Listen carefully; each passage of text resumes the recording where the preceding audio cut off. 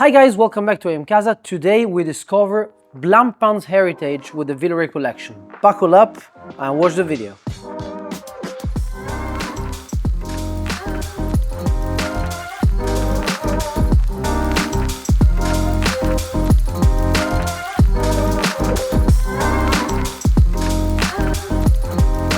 Buongiorno Jeff, good to have you. Andrea, my pleasure to be here. Pleasure is mine. Thank you for coming to Milan. For those who don't know you, you are many things to me at least. But in any case, Jeffrey Kingston, expert, collector, historian, and a huge Blancpain fan. All of those things. I discovered watches as something that would be special. I had a watch, everybody had a watch, but I was not a watch collector, did not know watches. And the first really nice watch I bought was a Blancpain moon phase. So it connects me right into this period. It led me to try to understand what was really going on. I had a chronograph. Okay. Because I was a pilot. You need a chronograph Indeed. as a pilot. But for me, that was a tool. What I find fascinating is that in 1983, they come out with the first watch, and they put a marker down. They said, we're going to do complicated watches. What would be the safe strategy? Do a simple watch, easier to do. Nope, we're making a statement. A complicated watch, we will do it in an elegant size, 34 millimeters, and we're going to make them thin. And that's exactly what they did. The watch that debuted was the moon phase. Indeed so. It's a lovely size. And the thinness is wonderful. The design codes from this 1983 moon phase watch carry forward today. One of the symbols of Blancpain is the moon phase. It was that powerful. We branded the whole night with that. Right. Yeah. The watch was a huge success. Okay. It really taught people, oh, there's something that can be done to fight quartz, or if you will say, we're not quartz, we won't fight them, we're doing something by Why ourselves. do you think they did that? Like, I mean, why you think they put complications and more specifically moon phase around the calendar itself, but moon phase specifically to me are the most intriguing, poetic, all of that whatsoever. because it is the absolute opposite of what a quartz watch was. Okay. You had something artistic, you had something finely made, intriguing, wonderful, emotional, romantic. What are the adjectives? All of those things are in the watch, beautifully done. This watch was paired in 1983 at the same time with a 26 millimeter watch. Masterpiece. In a way, this watch said something else too, because it was the smallest complete calendar moon phase that had ever been made. What I love is that, and you're going to see this as a theme as we walk through the years, instead of just doing a watch, they did a watch as a statement about watchmaking. Making the smallest calendar ever made in a mechanical watch was a way to say, this is our art, this is our craft. Totally, and I feel like this is really underrated, not the watch itself, but the fact that, you know, nowadays you have brands who basically advertise the fact that they have several records, everything is marketing, etc. I didn't even know about the fact that they had records, because they were records. A lot of the records for the other part of Blancpain were lost. When Blancpain was sold to Jacques Piguet, all of the records, or many of them, for 50 Fathoms, for Lady Bird, for the heritage going back to the 1700s, all of that was mostly lost because they were inside SSIH. Who wants to keep all these boxes of old records? And they were gone. What happened was really interesting. The next year, in 1984, Blancpain introduced the ultra-thin watch, and it's just fantastic. It was actually a caliber that Piguet had developed in the 30s that was upgraded and updated and so forth. Manual wind, because that's one way you arrive at ultra thin. As well, they did an automatic winding, caliber 71, ultra thin. If you step back, you would say, why did they do them in that order? Why did they do the complicated watch first and then the thin watch afterwards? And the answer is, the complicated watch made a big statement. Yeah. Now we follow with something that's a little bit easier. The strategy as well feels very modern, because nowadays it's a little bit like the independents are doing. Like you start with a piece that needs to be a talking piece somehow, and then you go with something simpler, which is also maybe easier to sell for in some situations. But we were doing a nice parallel last night at dinner. The fact that maybe quartz in watchmaking was like photography in art. That's a nice way to think about it. Yeah. It really changed the perspective through which you approach watchmaking, from being a tool to being a work of art. And shout out to Marie for that, who introduced that. Actually, they were always a work of art. Going back to the grand pocket watches, in fact, if you go and look at some of the pieces that came out 200 years before, they were gorgeously enameled and engraved and so forth. So art and watches have always been together. It just got forgotten. Yeah, and it's a little bit, like a Mona Lisa or this kind of paintings. There still are a work of art, but they also serve a purpose. What's interesting when you step back and look at it, what Blancpain did has become the script for a lot of independents. Take Philippe Dufour. Yeah. What did he do first? He did his Grand Sonnerie, did his Duality. Then afterwards he does the Simplicity. Indeed so. It looks a lot like what Blancpain did in 1983 and 84. They really did set a standard. And that's great to have today. And also what I find very interesting about the Villeray collection is that there is a coherence that is unmistakable. Yes. Tiny Roman numerals, I would say light colored dials usually. Usually understatement and refinement. Very much so. Exactly. And the hands, the leaf hands. I mean, there is an aesthetic code and a design language that are very modern somehow and very contemporary still today. Yes.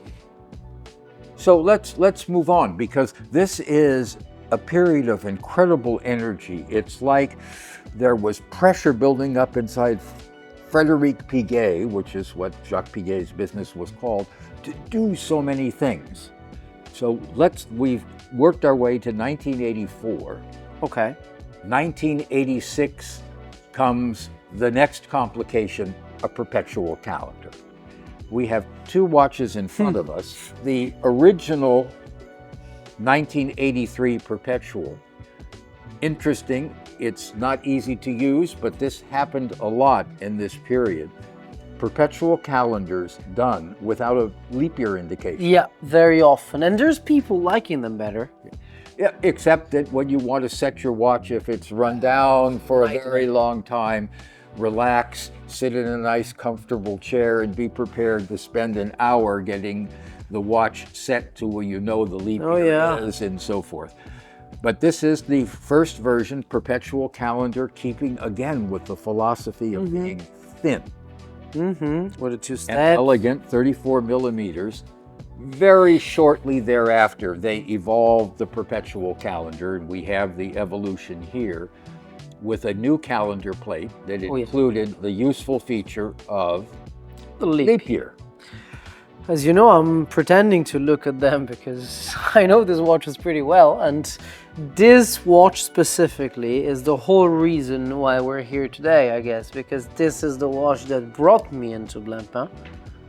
And I just wanted the Perpetual calendar, and I feel like this was a steal on the market with a great look with everything on point, and this is literally what the world wanted me to get and what led us here today, and I'm very happy for that. This arrangement is today carried forward with the new Perpetual calendars, but with big changes, because the Perpetual calendars today have a safety feature so that you cannot break the watch when you're setting the watch or adjusting the watch. The risk in almost all the Perpetual calendars in the world is if the change occurring around midnight is in the middle of the change, and then you come in and you try to adjust the watch, it will break. Today, that is absolutely impossible with Blancpain. There is a safety feature that disconnects the automatic change. Plus, instead of using correctors on the side, Blancpain now has a patented corrector under the lug. Oh yeah, but true, I remember that. The aesthetic here carries forward today. It's as relevant today as it was beautiful in 1986. Totally. So, do you think it's one of the most important watches, or you feel like the complete calendar is more important or as important? Equally important. One was the opening piece, the statement about complicated watchmaking. What is the next thing you do once you have a calendar? Make it a you perpetual. Make it perpetual. Calendar. Indeed, there's a lot of people complaining about the fact that complete calendars are not perpetual. So, I guess that's a bold move. Shall we move to the next tray? Let's go now to 1987. Is an important year because it debuted the Blancpain Chronograph automatic winding. They did a manual wind version as well, but the one that was the flagship was automatic winding. Again, very thin. Always. It was a totally integrated calendar, which is the way you make it thin. So many of the watches at that period had the chronograph as a separate plate, makes the watch thicker. The performance can never be as good. But what Blancpain did was extraordinary, a big advance in watchmaking. It used a vertical clutch. The problem with most chronographs at the time, when you had horizontal clutch, would be two gears mating. When you start the chronograph, the gears are supposed to mate like this. One point goes into the trough of the other. But chronographs have sudden dynamic changes. You start, and sometimes you go point to point, and the chronograph seconds hand jumps, which is not nice. With a vertical clutch, that never happens. The two plates come together smoothly, start, plus one other advantage. With the horizontal clutch, in order to have the seconds hand move smoothly, you need to have a tension spring. True.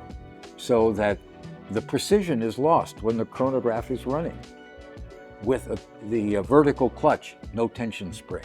I mean, it was revolutionary. They had tried vertical clutches going back to 1930, but they were terrible. It was a plastic plate with another plate with little teeth in it. Which was very easy to break. You can see how that's going to end, Sure. right? Totally so. The Japanese did one, but they couldn't get the plates to align reliably. Blancpain solved all of that. It was a revolutionary watch. It was used by a who's who of others. Piguet was selling them to big brands in Geneva, big brands in the Valley du Joux, and so forth. There were, I think, 8 or 9 of the household names who had Blancpain inside the watch as a result of this calendar. They were still selling movements as well to other companies. Oh, absolutely. Well, that's interesting. Because I think... I can remember being in the Piguet workshops and seeing winding rotors stamped with household big names. Can I say it? Holy Trinity names. Okay. This was for the watch industry a very important. Which I guess was lost after they joined Swatch Group, because then just brands from Swatch Group, I guess. Well, no, it continued for a while. Really? So that's nice. They're not supplying now. Yeah, I think but so. They were then. Yeah, fantastic. Yeah, that's something a little bit more geeky than what I jumped into with, but It's one of the stories I remember you told me in London that made me fall in love with the whole collection and not just with a couple pieces. But I guess, I mean, we'll still have a lot to... But look at this, it is, if you could say, a watch with pushers on the side and multiple subdials, could be dressy. It is. Oh, yeah. It is a fabulously wearable, wonderful watch. Yeah, they all are. It's incredible. The proportions are on another level compared to most of the modern watchmaking. What I really love is when Blancpain was doing this, when we go from moon phase to ultra thin to the chronograph to the perpetuals, they were not doing it the easy way. No, not at all. They were pushing the envelope all the time. It feels a lot like, I don't know if we're allowed to say that, but it feels a lot like what Max Busser has done. You know, new watching caliber. Well, this kind of philosophy. It's what you hope watchmaking would be. Totally so. Totally not so. doing me too, doing something new. Yeah. Which leads us to a big year coming up now, 1988. Yeah. I call it a stealth watch. The most complicated, most difficult one of grand complications is the minute repeater. So the hardest to do, the most expensive, the most difficult, the most demanding, looks like nothing. Yeah, exactly. Looks like a time only. It hides everything inside. It really does. What Blancpain did as well, it did two versions of the minute repeater. This version, which is manual wind, was the thinnest minute repeater ever made up to that point. Then at the same year, they did an automatic winding version of the minute repeater. The first time an automatic winding minute repeater had ever been made. Okay. So of course you can say it's the thinnest because none had ever come before. They followed that later on with erotic repeaters with automata on the back side. So your watch could be doing something that only you knew about when it was sounding. The other interesting element for those who really follow grand watchmaking, the cases were all made by Jean-Pierre Hagman. Oh yeah. Probably the most renowned case maker of his day. Cases were special, you got special sound. He had a formula, some magic thing. A little bit Stradivari. Yeah. So this was Jean-Pierre Hagman. This is pure class, really pure class. But then they took the chronograph to a new place. In 1988, the same year, we have two versions of the minute repeater. We add split seconds to the chronograph, which is ferociously hard. They created something that had not been done before, which was using an isolator in a wristwatch, so that when you stopped one of the seconds hands and the other is going, it was a way to avoid drag from the stopped hand. A very famous Holy Trinity brand in Geneva said they were, I love the word, they didn't copy. They were inspired by what Blancpain had done with the isolator mechanism. The one that came out in 1988 was a manual wind version. It would be followed the next year by an automatic winding version. It did one more watch that we don't have. I mean, 1988 is a big year. You do two versions of a minute repeater, very hard to do, including one that had never been done before. Then you do split seconds. Then you go one more, you do a tourbillon. Well, split seconds and minute repeater are the complications everybody says is almost same difficulty. Right. And the most difficult complications. But then they do a tourbillon. It was the thinnest tourbillon ever made. It was the first flying tourbillon in a wristwatch, meaning there was no bridge on the top. The traditional way of making it is bridge below, bridge underneath. It's much harder to have everything supported from below. Plus, it had an 8-day power reserve. Unheard of. Again, doing big advances in watchmaking, and they're all coming out at the same time. Yeah, that's the most impressive part. A big year.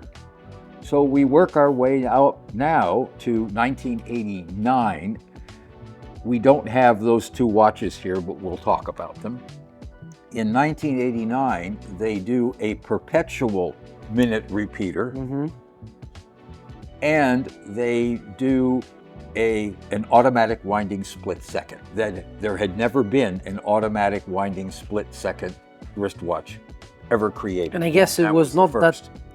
thicker than this one. No, That's because impressive because it's thinner than the average it's tiny diver watch. It's because the movement was an integrated movement. Yeah. It wasn't done as a series of plates. There's a huge difference between somebody who starts from the movement or somebody who starts from, you know, the marketing or the commercial aspect. Right.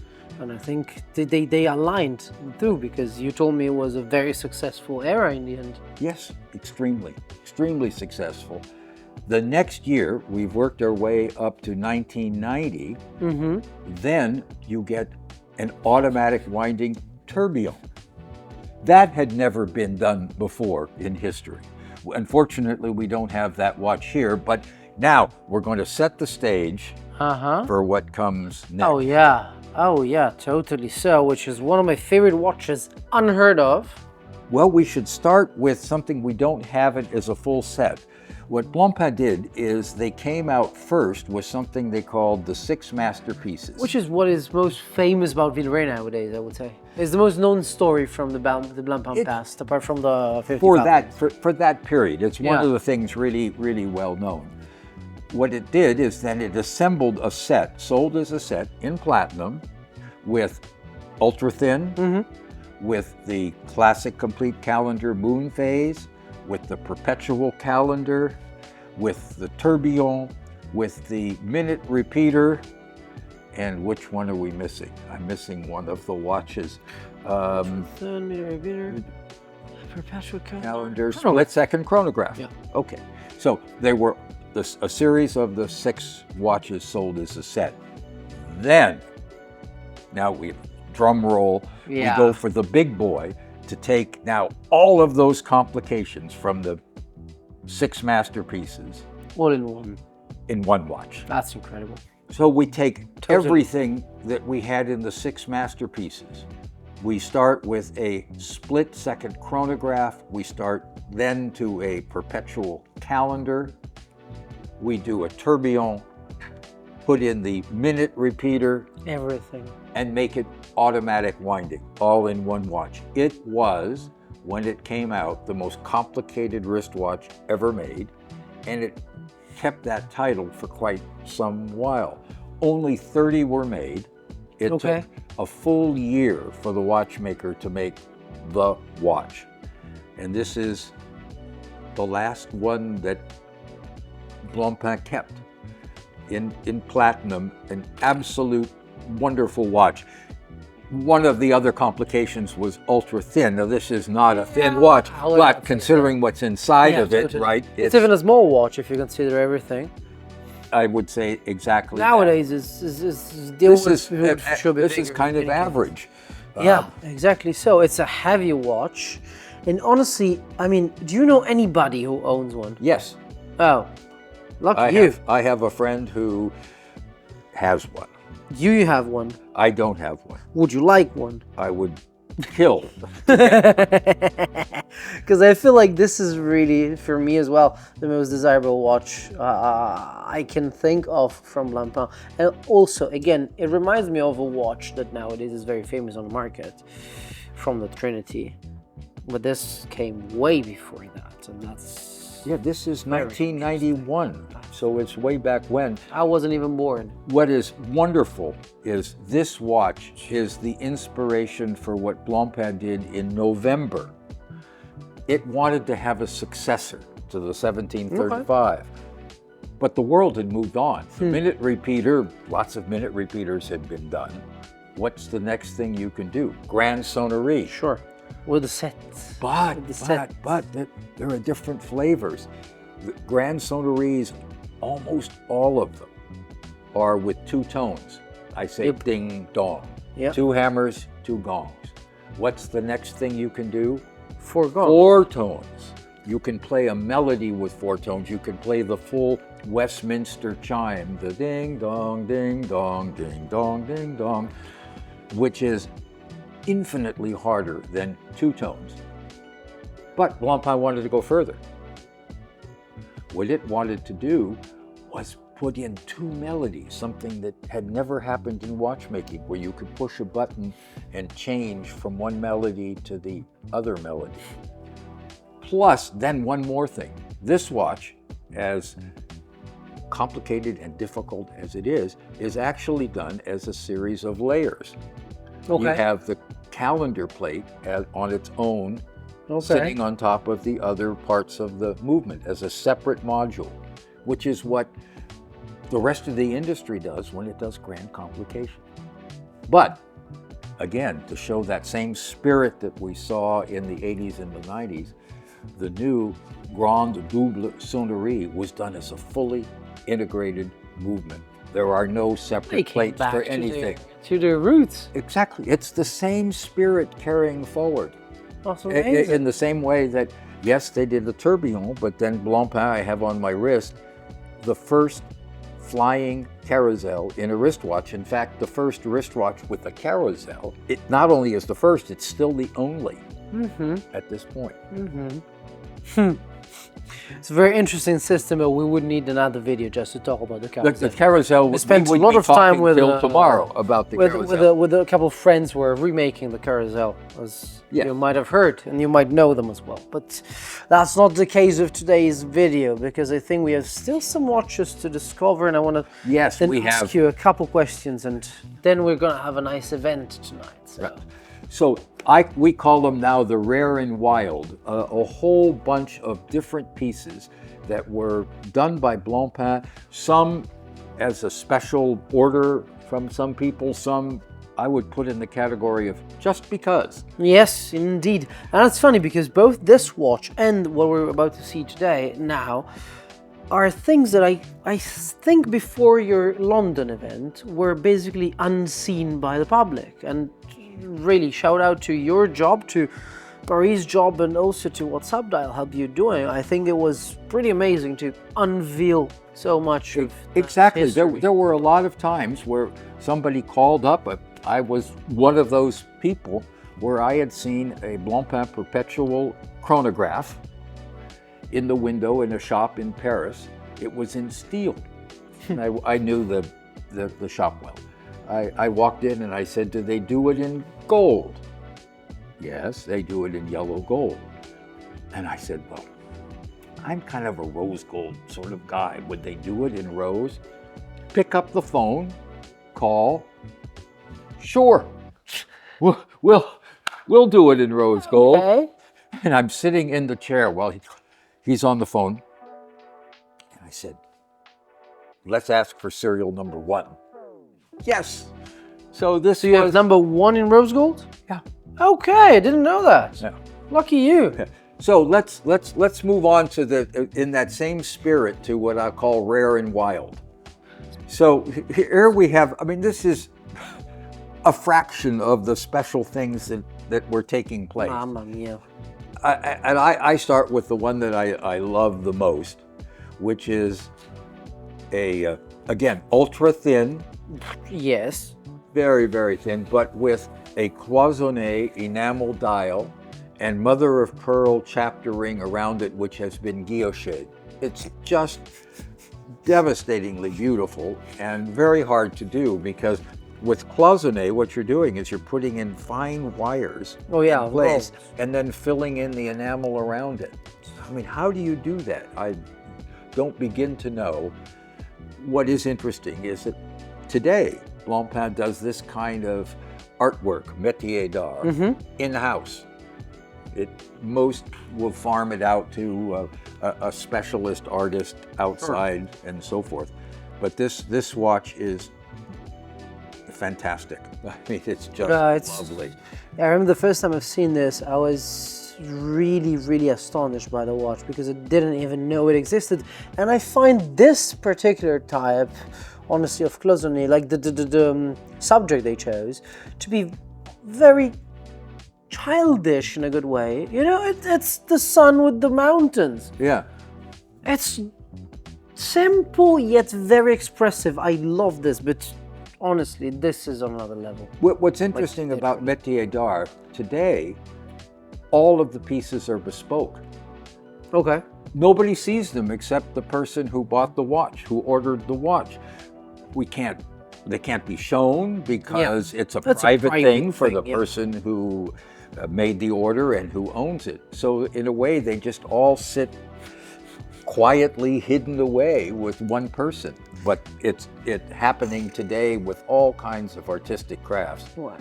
Now, you had on your wrist a minute ago the bling watch here, which is the complete calendar moon phase with a snow setting of diamonds in the center and beautiful setting on the stepped bezel. Far too cool.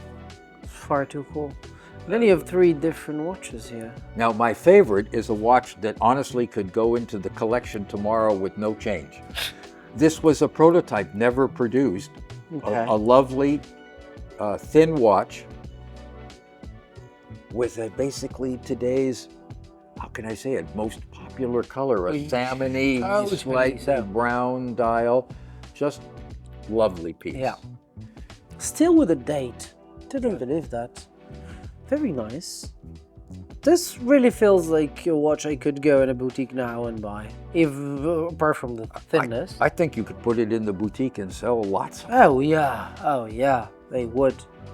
And something that Blancpain was doing a lot in the era is doing a half hunter case. They did half hunter in 2 ways. They had some where there was a hinged covering over the dial. The kind I like better is just a hinged covering over the movement. So when you want to see the movement, you can. But then you get the comfort of having which is the case, just a solid case back. I think it's better too. Yeah. They pretty nice. It's a time only and no date. Yeah, it's one of the purest. Literally, these watches are pure. And what I love, I don't know if it's a deal they chose specifically, but is the shape of the lugs. Because that's shape of the lug, the 2 steps, the Roman numerals and the logo and the hands are really everywhere in all these watches. It almost feels like something is a bit lost in nowadays watchmaking, because most watches nowadays are like a mix of things. Well, these were really that watch. Well, one thing that has changed, Villeray is mostly today done with Roman numerals. They've evolved. There have been different generations of the shapes of the numerals. But in this period of the 34 millimeters, the Roman numerals were all radial. And today the numerals along the bottom are flipped. True. You're right. Well, that's fantastic, man. And we have one more. Quick, mother of pearl, elegant watch, small size, 26 millimeters. Plus, the finishing on the movement is on point. Really on point. Exactly. Which I really like and appreciate, because in the 40s we had a great finishing and then we lost it and then it came back, but here you really have it. Well, plus remember, we're coming still out of the quartz crisis. So what is the first thing you cut back on if you're trying to lower price? Finishing. Blancpain was going in the absolute opposite direction. It's classic, wonderful, traditional watchmaking done traditionally. It's got to be finished beautifully. And they did a great job. So we can jump to today. Yes, it just so happens that today is the day these were announced. A new size for the new collection of Villeray with the, I'll call it facelift. The indexes are now beautifully done, satin finished on top and polished on all of the size. The movement winding rotor has been open worked. This movement, which is the 2 mainspring barrel movement, debuted in the 90s and was revolutionary at the time because it had 2 mainspring barrels, unheard of then, 100-hour power reserve. It was 40 hours, maybe 48 for the whole rest of the watch world. That movement is a motor today for Blancpain, for many of its watches. It's evolved enormously, 6 different major upgrades to the movement. Free-sprung balance, silicon hairspring, gorgeous finishing, the new winding rotor, and so forth. But we now have a new color, salmon dial with the indexes darkened. Yep.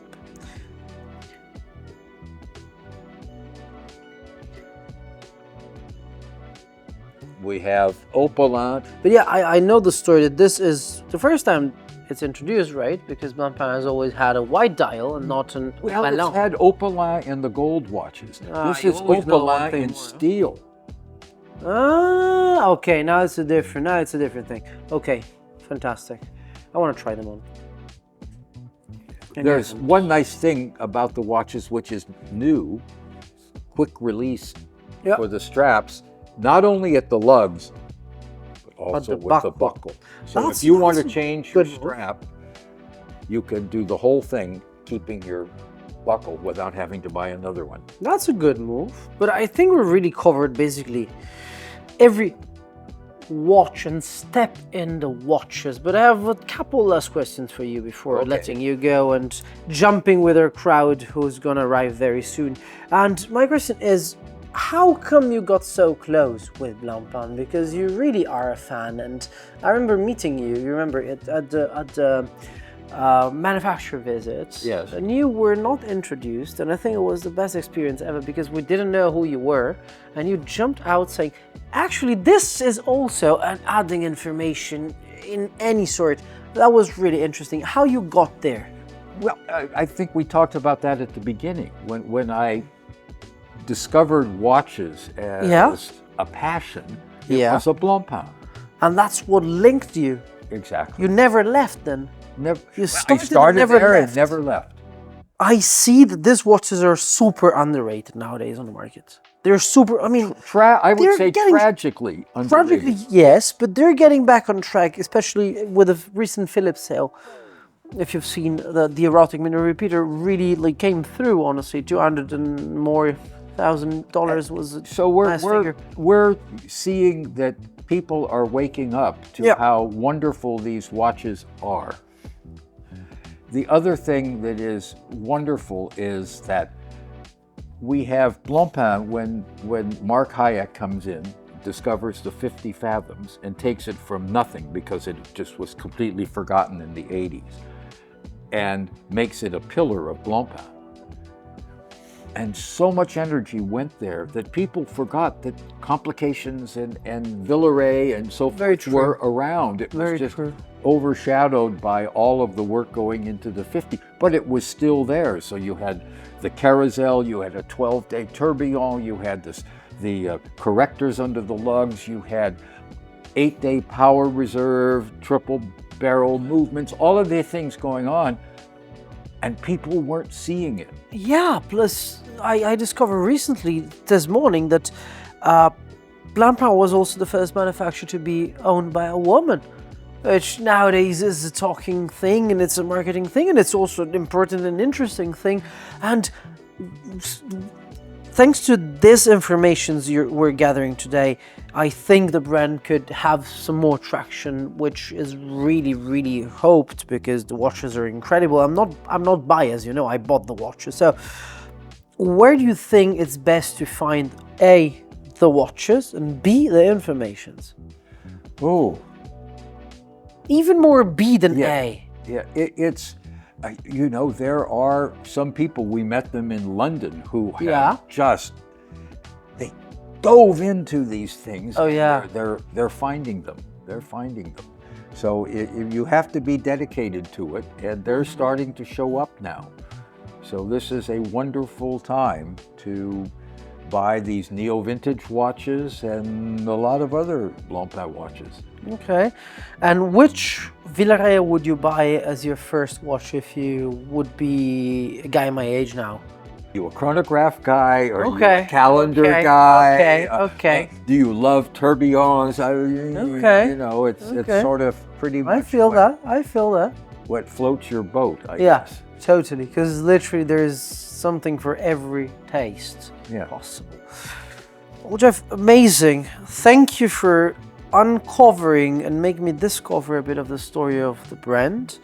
I feel like there's a lot more to say, but we will have more time in Switzerland, I think. I think so. For the moment, I would say it was already not so few. I want to thank you for your passion, for your Thank you, friendship sir. and for coming around and taking the time to share all this with us. If you don't do this yet, please follow Blancpain, follow IamCasa on every social media. You're not a social media guy yet. So What the word is, I'm a lurker. and I hope we will make a book about Villeray. A full coffee table. Talk to me. I will.